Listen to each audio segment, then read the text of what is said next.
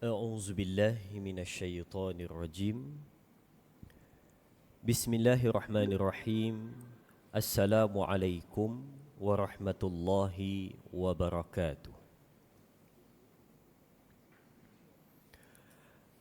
الحمد لله رب العالمين، والصلاة والسلام على أشرف الأنبياء والمرسلين وعلى آله وصحبه أجمعين.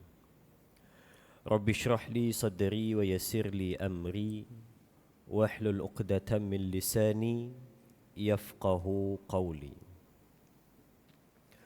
اللهم صل على سيدنا محمد. اللهم صل على سيدنا محمد. اللهم صل على سيدنا محمد وعلى آل سيدنا محمد. لا حول ولا قوة إلا بالله العلي العظيم. وبعد الحمد لله. Pertama dan selamanya syukur pada Allah Subhanahu wa taala yang saya hormati lagi dikasihi seluruh kepimpinan surau Nurul Ikhlas, Tuan Imam, Tuan Bilal, tuan-tuan yang hadir pada tengah hari ini dan juga yang menyaksikan di siaran secara langsung. Mudah-mudahan pertemuan kita pada hari ini dirahmati dan diberkati oleh Allah Subhanahu wa taala dan dapat bersama lagi untuk Jumaat kali ini. Kita melihat kitab bimbingan mukmin yang mana meluangkan masa sebelum azan fardu zuhur pada 1:14 petang. Meluangkan masa mendengar sedikit perkongsian, mudah-mudahan ada manfaat dalam kehidupan kita. Dan hari ini kita hari kedua dalam bulan Jun. Sedar tak sedar dah separuh tahun dah kita habis. Daripada bulan 1 membawa ke bulan 3. Sedar tak sedar Syawal. Habis Syawal nak mai Raya Haji pula. Dah masuk bulan 6. 2 hari bulan 6 dah hari ni. Separuh dah tahun 2023 kita. Kita lalui dan kita hadapi. Jadi mudah-mudahan ada kebaikan lah untuk tahun ni pada kita. Baik tuan-tuan yang dirahmati Allah, kita melihat masih lagi membincangkan dalam bab adab bergaul dan bermasyarakat.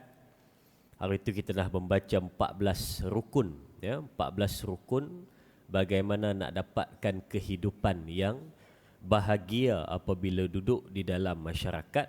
Ada 14 benda yang kita bincangkan, ada 14 benda yang kita tengok yang cuba kita perbaiki untuk kehidupan bermasyarakat. Dan hari ini kita sambung lagi berkenaan dengan hak-hak orang Islam ke atas kita dan hak kita ke atas mereka.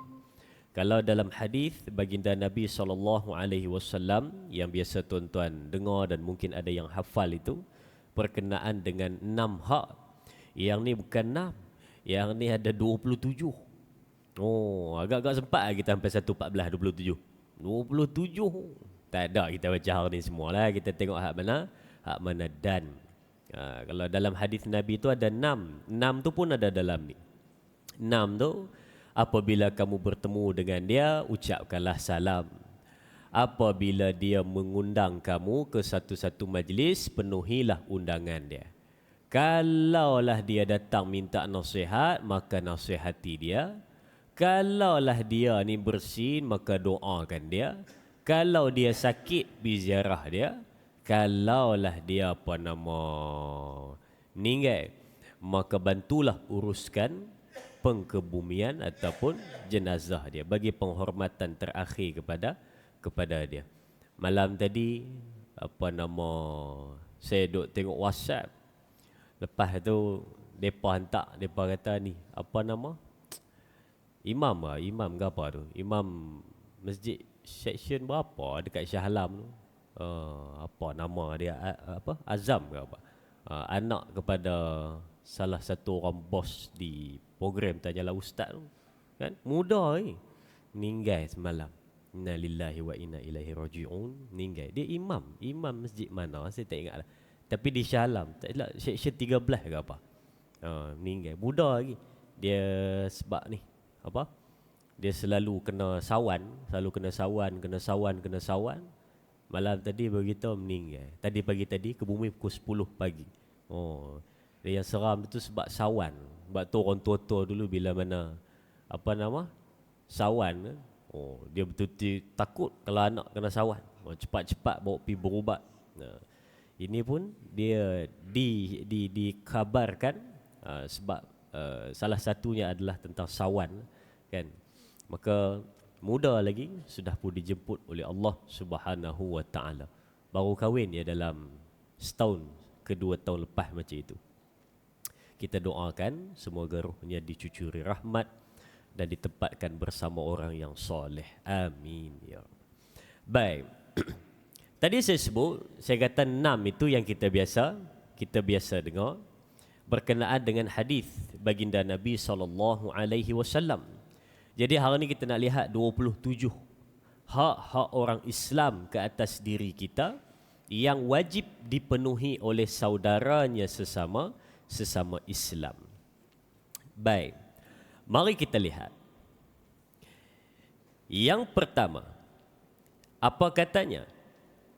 Tidak perlu mendengar apa-apa yang disampaikan oleh orang lain tentang diri saudara muslimnya, dan jangan pula menyampaikan apa yang sudah dilihat atau didengarinya kepada orang lain. Dalam hal ini Rasulullah SAW bersabda. Apa kata Nabi? Dalam satu hadis riwayat Imam Bukhari dan juga Imam Muslim, tidak dapat masuk syurga orang yang suka menyampaikan berita buruk. Tak masuk syurga. Orang suka memanjang-manjangkan cerita, sampaikan berita buruk, walaupun cerita itu betul, tetapi cerita buruk pasal orang lain. Maka kenapa kita nak pergi panjang-panjangkan? Sebab tu dia cerita di sini, dia kata, apabila kita ni hidup di dalam masyarakat, ada hak-hak yang patut dipenuhi. Salah satunya adalah yang pertama kita bincang hari ini, kalau kita dengar apa-apa daripada orang lain. Contoh kita dengar ada 2-3 orang menyembang, dia bercerita pasal saudara kita. Cerita hak benda buruk lah. Cerita pasal saudara kita. Maka apabila dia dengar cerita tersebut, ni kita ni dengar orang bercakap pasal si Fulan yang seorang lagi, yang tak ada di situlah. Maka apabila kita dengar, kita abaikan je. Seolah-olah kita tak dengar dan kita tak nak ambil tahu. Sebab bila mana kita dengar orang tu bercakap tentang keburukan kawan tu, kalau kita ambil, dia ada 2. Kalau benda tu betul pun akan mendatangkan tak sedap hati pada kita. Kita dengar, oh macam tu dia tu, oh macam tu dia tu. Padahal tak ada pun. Kalaulah pula cerita tu tak betul, jadi fitnah pula kita nanti. Maka sebab tu dia kata, abaikanlah bila mana ada manusia bercerita tentang satu-satu perkara pasal diri saudara muslim kamu. Maka buat tak tahu, sudah. Buat tak tahu. Maka kalau kita dengar pun buat tak tahu, abaikan. Walaupun benda tu benda baik. Orang cerita, kawan ni duk memuji kawan hak seorang tu. Kalau boleh yang tu pun kita diamkan. Sebab nanti takut jadi penyakit hati pula. Bila mana kita tengok kawan ni duk puji melambung, lepas tu kita pergi sana, kita beritahu, depa sana semua puji hang, semua suka kat hang. Kawan tu bila mana dah dengar macam tu, sonok sorang-sorang pula dia. Maka kalau boleh, dua-dua ni pun kita simpan, dan kalau boleh kita abaikan. Tak perlu dengar kata pengarang. Dan yang kedua dia sambung dalam perenggan yang sama. Dia sebut, kalaulah pula kamu melihat ataupun kamu dengar sesuatu daripada orang tersebut, maksudnya orang yang Tuhan punya badan, kita nampak sesuatu pada dia dan kita dengar sesuatu yang dia cakap, maka janganlah pula kamu cerita kepada orang lain tentang keaiban dia ke, tentang peribadi dia ke, hal-hal keluarga dia ke. Kita nampak depan mata kita. Mana kita tak tahu, kita duduk sebelah rumah dia. Tiap-tiap hari bergaduh, tiap-tiap hari baling pinggan, tiap-tiap hari bertekak, tiap-tiap hari bising mulut duduk. Nak pergi sekolah anak bising, anak balik sekolah riuh, malam riuh, siang riuh, cuti riuh, hari kerja riuh, rumah dia tak ada orang pun riuh. Ni yang kita takut ni. Rumah tak ada orang pun riuh ni, siapanya riuh? Oh, kan? Sebab tu ada orang dulu-dulu dia cerita. Dia kata, kalau kita ni duduk di rumah, dia kata, ada 3 benda kalau kita dengar, mesti tak boleh tidur punya, dia kata. Kalau kita duduk di rumah ni ngantuk macam mana pun, kalau dengar 3 benda ni tak boleh tidur. Yang pertama adalah bunyi nyamuk, dia kata. Dulu kita tak pernah kena, kita buat tak tahu. Rupa-rupa bila dah kena betul, ngantuk macam mana pun kalau main bunyi nyamuk, oi, tak boleh tidur. Bunyi dia jenis kecil tajam, bunyi, tak boleh tidur. Ngantuk macam mana pun tak mau terlelap sebab bunyi nyamuk tepi telinga. Yang kedua, yang ni tak tahulah tuan-tuan tertidur dah, tapi kalau saya tak tertidur, jam loceng. Ngantuk macam mana pun kalau dia bunyi, oi, terpaksa agak buka mata pi tutup, dah tutup baru sambung tidur balik. Yang ketiga, dia kata, kalau duduk di rumah ngantuk macam mana pun tak boleh tidur, iaitu bunyi bayi, bunyi baby, bunyi bayi. Budak kecil menangis, ngantuk tak boleh tidur, hak suami tak boleh tidur, hak isteri pun tak boleh tidur. Tambah-tambah rumah tu tak ada bayi, ada bunyi bayi, lagi tak boleh tidur. Yang tu jangan buat main tu. Rumah tak ada siapa pun, baru pindah 2 hari, kahwin baru 3 hari, lalas kali ada bunyi bayi. Bukan kata tak boleh tidur, tak duduk dah, cari rumah lain. Dia kata deposit burn pun deposit burn lah, dia kata. Janji pindah rumah lain, kan? Sekarang macam-macam, dia nak tumpang duduk. Kita main masuk terjah gitu je kawan, tak ada keluar lagi.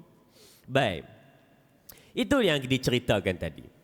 Kita dengar macam-macam daripada dia, maka simpan pada diri kita sudah. Jangan pergi cerita pada orang lain, sebab kita tak nak jadi manusia yang seperti mana disebut oleh baginda Nabi SAW, tak dapat masuk syurga orang yang suka menyampaikan cerita buruk. Cerita baik punya banyak, cerita buruk juga yang dia nak bawa. Tapi nak buat macam mana? Dah jadi tabiat kan? Dia dah jadi normal, dia dah jadi lumrah kehidupan bermasyarakat. Kalau 3-4 orang menyembang benda hak baik, tak seronok. Dia mesti cerita benda yang tak seronok dan tak baik. Yang tu baru dia boleh duduk lama dan menyembang lama. Baik. Yang keenam, apa kata pengarang? Yang keenam lah dah. Yang kedua, janganlah menunjukkan diri daripada mereka yang perlu dijauhi melebihi daripada 3 hari. Janganlah menjauhkan diri daripada mereka yang perlu dijauhi melebihi daripada 3 hari, walaupun dalam keadaan bersangatan marah. Maka sabda Nabi SAW di dalam satu hadis yang riwayatnya datang daripada Abu Ayyub Al-Ansari, apa kata baginda? Riwayat Bukhari dan Muslim, tidak halal bagi seseorang Muslim itu tidak bertegur sapa, yakni meninggalkan saudaranya lebih daripada 3 hari. Keduanya bertemu, seorang berpaling ke sana dan seorang berpaling ke sini. Yang terbaik di antara kedua itu ialah orang yang mula-mula sekali menghulur dan memberikan salam. Ni nombor 2 kita dengar hari ni. Sebab yang ni dia memang berlaku dalam masyarakat. Masa muka, kan? Tak belaga angin, tak jenis setuju, tak setuju, setuju, tak setuju, lalas sekali berpaling-paling wajah. Marah ni benda biasa. Bila mana ada satu benda yang kita bergaduh, tak setuju, bertegang leher, bertegang urat, maka dia adalah kadang-kadang tu perasaan marah. Yang ni marah, yang ni pun marah. Maka Islam tak larang bila mana kita ni ada satu benda yang kita tidak setuju, tak belaga angin. Maka lumrah manusia, biasalah tu. Tapi Nabi sebut pada kita, kalaulah kita ni bertegang urat, bertikam lidah sekalipun, jangan lebih daripada 3 hari. Sebab apa 3 hari? Kenapa tak 7? Kenapa tak 14? Kenapa tak 1 hari?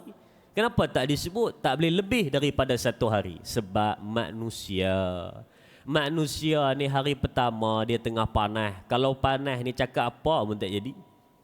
Sebab tu orang tua-tua pesan, kalau orang tu tengah marah, jangan sebut di telinga dia perkataan sabar. Dia kata, "Noh, Dah dia tengah marah, suruh sabarlah. Silap. Kalau orang tu tengah marah betul-betul, tuan-tuan suruh sebut perkataan sabar, dia waktu tu 20% dia punya otak dia tak berfungsi dengan baik tau. Bila mana dia tengah dalam keadaan marah. Dia tengah marah betul tu. Jadi dia tak dapat berfungsi dengan baik. Dia marah sungguh. Jadi kita cakap apa pun, dia seolah-olah dengar tak dengar. Maka kalau orang ni tengah marah, yang paling cantik kita tirulah yang Nabi pesan pada kita. Kalau kita nampak orang tu marah, maka ajaklah dia supaya duduk. Kalau duduk pun dia marah juga, maka suruh baring. Kalau baring pun marah juga, maka suruh dia ambil uduk. Lepas tu suruh dia sembahyang. Sunat ke? Nah, ni kalau yang asas. Tapi kalau kita tengok orang ni marah, tak usah tuan duk sebut-sebut di telinga dah. Sabarlah. Sabar. Benda boleh sabar loh. Oi, sabarlah. Tak payah. Nanti dia bergaduh dengan kita pula. Maka kalau nampak orang tu tengah marah, nombor satu, lihat dia tu tengah buat apa. Adakah di tangan ni ada benda-benda tajam ke apa ke? Tengok, okey, dia ni okey ni. Maka pergi dekat dia, bagi dia air. Bagi dia air, suruh dia minum, suruh dia duduk, suruh dia minum. Lepas tu tenang, duduk sebelah dia. Tapi tuan-tuan jangan cakap macam-macam. Ini macam-macam cakap pula lagi, dah tumbuk muka kita lagi. Kan? Bagi dia air, maka tenang. Tengok dia dah tenang sikit, masa tu barulah tuan-tuan sebut perkataan-perkataan yang boleh menenangkan dia. Kita tengok dia dah bersandar, air pun dia dah habis minum, napas dah pun tak laju, urat leher pun dah tak tegang, mata pun dah tak merah, muka pun dah boleh senyum. Maka waktu tu baru sebut, benda tu kena sabar. Tak ada apa yang tu. Sabar sudah. Biarlah depan nak kata apa pun. Janji kita okey. Baru dia boleh dengar. Ini dia tengah marah, berapi, supaya saya empat macam tu. Tiba-tiba kita pula suruh sabar. Dia tak dengar. Jadi itu cara dia. Maka kalaulah marah sekalipun, jangan lebih 3 hari. Hari pertama dia tengah marah. Tempoh nak bertenang hari pertama. Hari kedua, tempoh berfikir. Bangun tidur esok subuh dia tu, maka dia pun dah tenang, dia fikir. Aduh, aku yang salah tu, dia betul. Macam mana pula aku boleh termarah dia? Aku yang salah ni. Maka dia pun fikir. Siapa salah, siapa betul. Siapa betul, siapa salah. Dia fikir hari kedua. Hari ketiga bertindak. Hari ketiga pergilah bermaafan, bersalam-salaman, bertegur, minta maaf. Itu hari ketiga. Maka berbaiklah.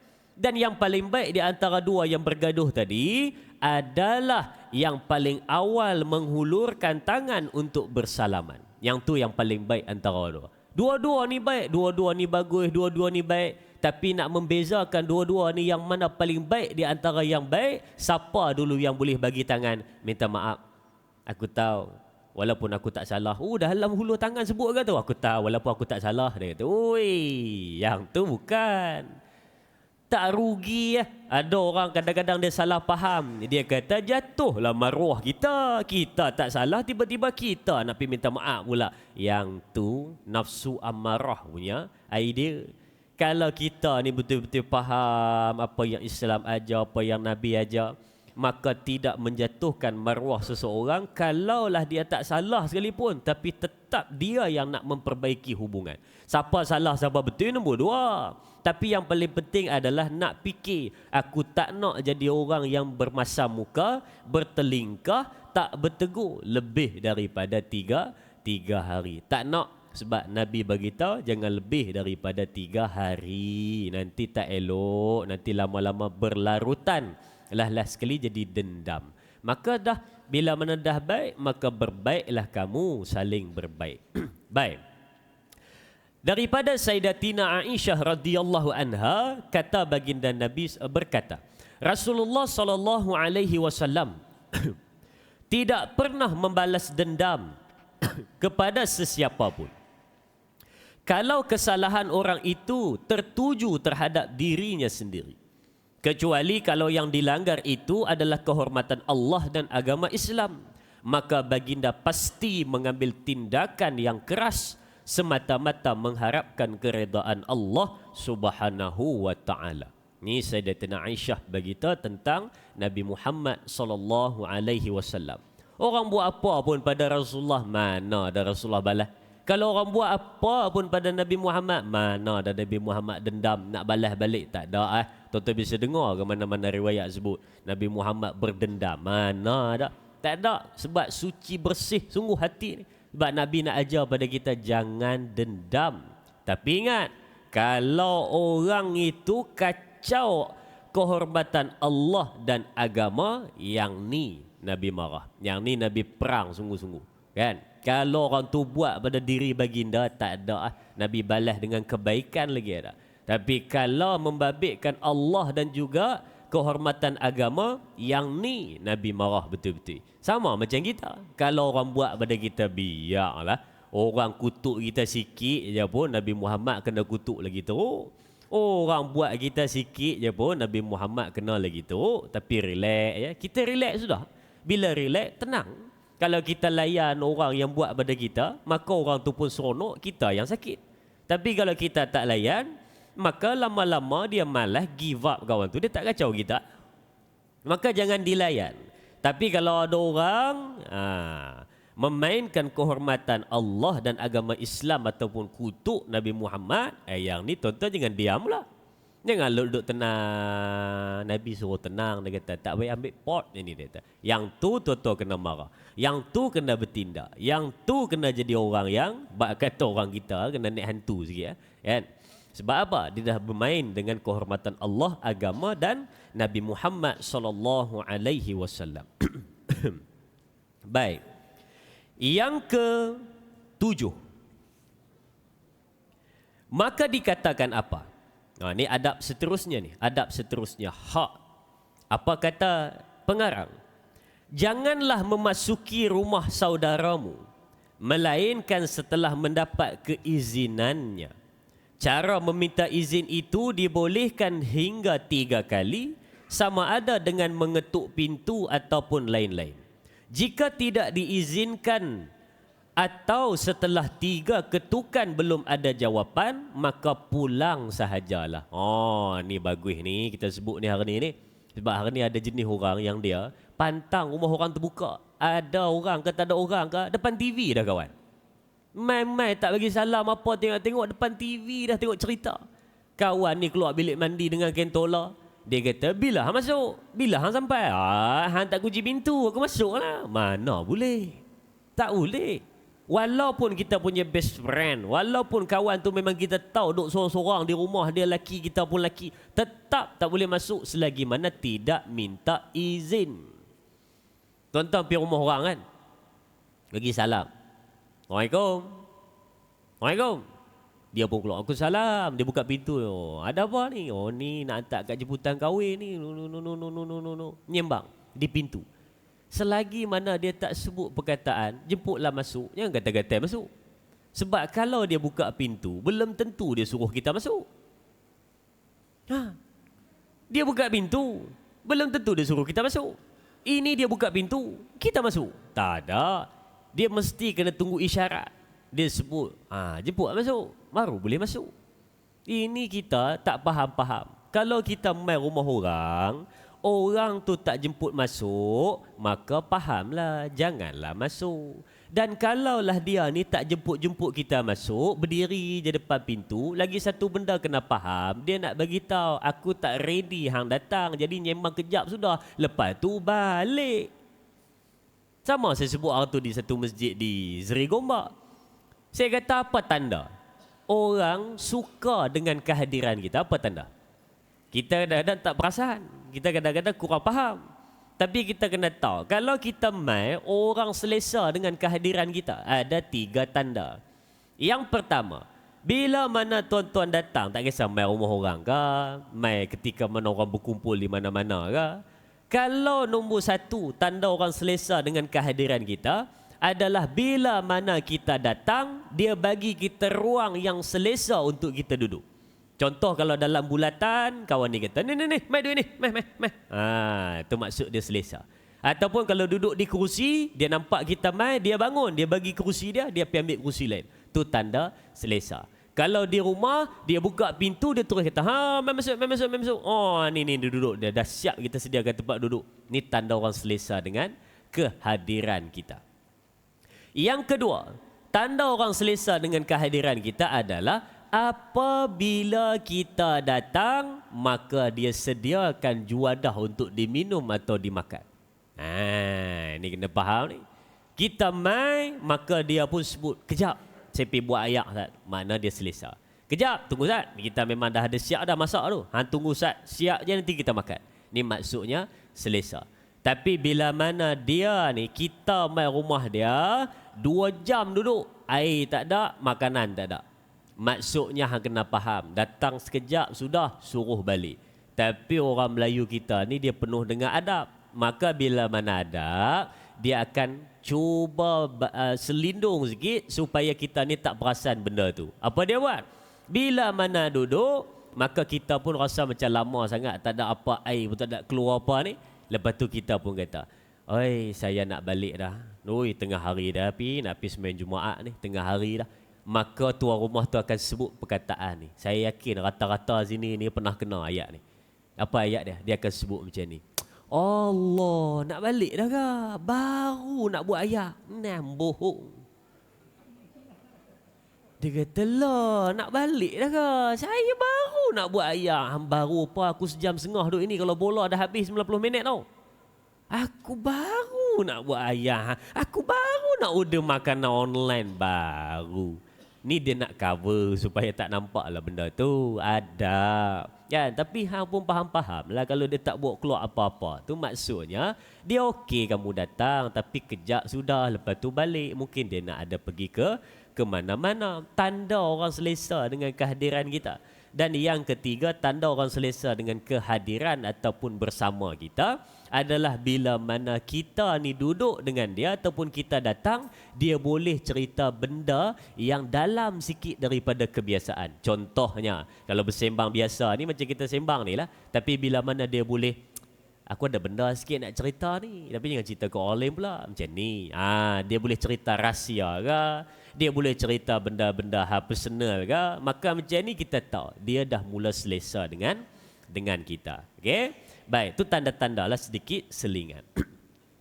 Maka kata pengarang, jangan masuk rumah orang kalau tak dapat keizinan. Maka orang ni bagi keizinan, bagi tahu boleh masuk apa semua, barulah masuk. Dan disebutkan di sini adabnya, datang rumah orang minta izin ni ada banyak cara. Salah satunya ketuk pintu. Ketuk pintu kali pertama. Ketuk kali kedua. Ketuk kali ketiga. Kali ketiga ketuk, kawan tak buka juga, tak ada orang menyaut, maka balik. Tapi yang lebih cantiknya bagi salam lah. Assalamualaikum. Assalamualaikum. Assalamualaikum. Tak ada. Bila tak ada, maksudnya balik. Dia boleh jadi orang tu memang tak ada, boleh jadi dia tak sedia menerima kehadiran kita. Yang jenis kita hari ni, jenis selagi mana kawan tu tak buka pintu, selagi tu dia bagi salam tak habis-habis. Oh, ni masalah ni. Jangan gitu. Dia 3 tu je, habis 3 tu tak ada balik. Tapi disebutkan dalam huraian, 3 kali tu dengan kadar yang selesa, bukan laju. Pi rumah orang suruh hantar kat jemputan kahwin, bubur lambuk ke apa, kau bawa seraga bubur lambuk. Ni raya korban nak datang ni bawa seraga ni daging, bawa seraga. Dia bawa seraga, patah balik pun seraga. Orang kata hang tak bagi ke? Dia kata, satu kampung tak ada orang. Apa satu kampung tak ada orang? Hang buat macam mana? Dia kata aku bagi salam 3 kali, tak ada aku balik. Dia kata, hang bagi macam mana? Assalamualaikum, Assalamualaikum, Assalamualaikum. Tak ada balik. Bukan, dia mesti kadar. Assalamualaikum. Tak ada, tunggu, tengok lagi. Tak ada lagi. Assalamualaikum. Tunggu, tak ada. Tak ada ni. Sekali lagi lah. Assalamualaikum. Oh, tak ada. Balik. Baru betul. Bukan laju terus balik. Tak jadi. Dan adab dia lagi, dia ada besar banyak perbincangan adab tentang bagi salam ni. Tapi kat sini dia ada bagi ringkas je lah. Yang disebutkan lagi adalah bila mana tuan-tuan pergi rumah orang bagi salam, maka janganlah duduk di depan, betul-betul di hadapan muka pintu. Bila duduk di hadapan muka pintu, maka kalaulah orang tu buka pintu, maka akan nampak segala apa yang ada dalam rumah dia. Maka jangan duduk betul-betul di depan pintu. Menghadaplah ke belah lain ketika mana memberi salam. Dan janganlah pula mengintai-ngintai di jendela. Di jendela. Jangan mengintai-ngintai di jendela ketika mana bagi salam. Sambil bagi salam, sambil selak tingkap. Sambil bagi salam, sambil jenguk tingkap. Tak boleh. dia bagi salam sahaja. Dan yang terakhir, hendaklah menggauli semua manusia dengan budi pekerti yang baik dan akhlak yang luhur. Selain itu, hendaklah berhubungan dengan mereka menurut keadaan masing-masing dengan cara yang tertentu. Kalau orang tu sihat, macam mana berkawan dengan dia. Kalau orang tu sakit, macam mana berkawan dengan dia. Kalau orang tu dalam keadaan bermasalah runsing, macam mana kita nak bergaul dengan dia. Semua ini ada cara yang patut diperhatikan. Jadi tuan-tuan, Zuhur dah nak masuk, kita berhenti di sini dahulu. Kalau ada rezeki kita akan sambung lagi pada poin-poin yang seterusnya pada perjumpaan yang akan datang. Kalau tuan-tuan nak rujuk, boleh buka adab bergaul dan bermasyarakat, kitab bimbingan mukmin. Kita lihat pada bahagian hak-hak orang Islam terhadap diri kita yang wajib dipenuhi. Insya-Allah. Jumpa lagi tuan-tuan.